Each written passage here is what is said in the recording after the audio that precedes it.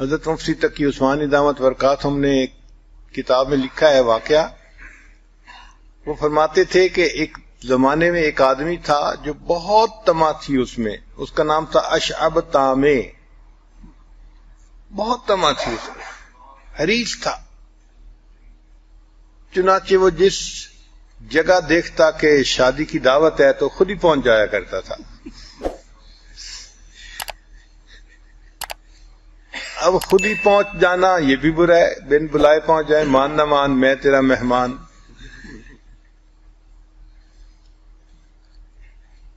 مگر یہ وہاں جا کے تو پھر جب بیٹھتا تو پھر کھاتا بھی خوب تھا. اور اس کی کھانے کو دیکھ کے پھر لوگ جو ہیں وہ بدظن ہو جاتے تھے اس سے کہ چلو بھئی آ ہی گیا ہے کہیں تو جیسے ایک عام آدمی کھاتا ہے اتنا ہی کھائے، لیکن اتنا زیادہ کھانا خوب کھاتا تھا. حتیٰ کہ لوگوں نے اس کو اپنی شادیوں پہ کے بارے میں بتانا ہی چھوڑ دیا، لیکن پھر بھی یہ خبر رکھتا تھا اور کسی نہ کسی طرح شادی کی دعوت میں پہنچ جاتا تھا. ایک گھر والے بہت تنگ تھے اس سے، انہوں نے سوچا کہ ہم 4 دیواری کے اندر دعوت کریں گے اور اس کا دروازہ بند رکھیں گے، اور دیواریں اونچی اونچی ہیں تو گھر کے لوگ مرد عورتیں گھر کے اندر ہوں گے، پردہ بھی رہے گا، اور پھر یہ اشب اور اس جیسے اور جو لوگ ہیں ان سے بھی جان چھوٹ جائے گی. اب جب اندر دعوت شروع ہوئی تو ہمارے ہاں تو ماشاءاللہ قورمے کی مہک دور دور تک جاتی ہے، یا پلاؤ پکا ہوا ہو تو اس کی مہک دور دور تک جاتی ہے. تو گلی سے گزرا، پتہ چل گیا اس کو کہ اس گھر میں کھانا پینا چل رہا ہے. اب بہت اس نے کوشش کی کہ کہیں سے دیکھے کہ اندر کیا ہو رہا ہے، نظر نہیں آتا تھا، دروازہ بند تھا. کھٹکھٹایا، دروازہ کھولتا کوئی نہیں تھا.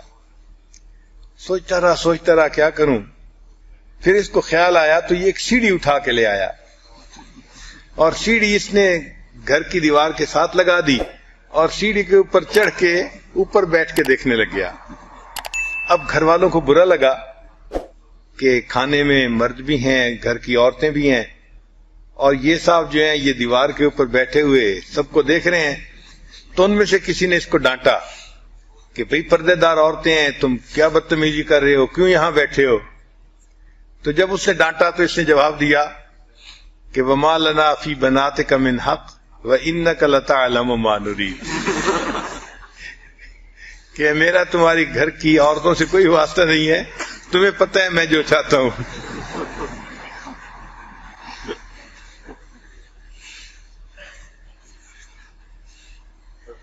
چنانچہ جب کبھی یہ بازار سے گزرا کرتا تھا تو مٹھائی کی دکان کے قریب سے گزرتے ہوئے ان کو دیکھتا اور کہتا لڈو بڑے بڑے بناؤ،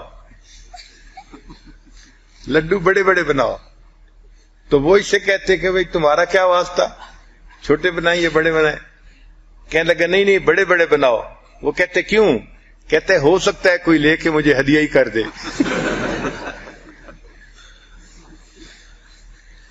تو بھئی اگر کوئی لے کے مجھے ہدیہ کرے گا تو پھر بڑا لڈو میرے ہاتھ آئے گا نا. تو یہ ایسا طامع تھا. چنانچہ ایک مرتبہ لڑکے گلی میں کھڑے تھے، کھیل رہے تھے، تو اس نے ان کو بلایا اور کہا کہ تمہیں پتہ ہے کہ سالم بن عبداللہ چیزیں تقسیم کر رہے ہیں.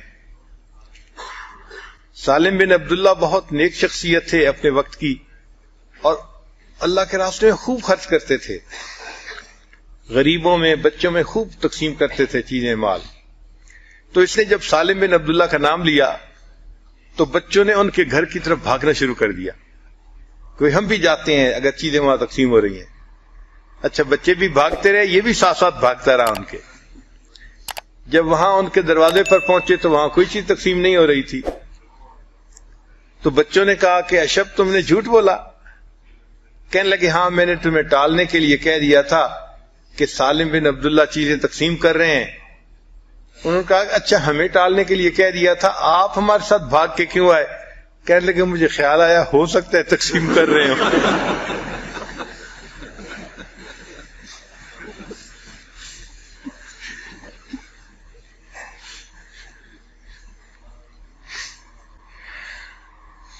تو ایسی طمع جو انسان کو ذلیل کرے یہ انتہائی بری چیز ہوتی. دنیا کی طمع تو بالکل دل میں نہیں ہونی چاہیے. یہ یقین دل میں رکھیں کہ جو ہمارا مقدر ہے وہ ہمیں پہنچ کے رہنا ہے. ہم نانا بھی کریں گے نا تو اللہ تعالیٰ اس رزق کو پھر بھی پہنچائیں گے. اس لیے دل میں طمع نہ ہو. انسان دین کا کام خاص طور پر جب کرے تو بے طمع ہو کر کرے، اللہ کی رضا کے لیے کرے.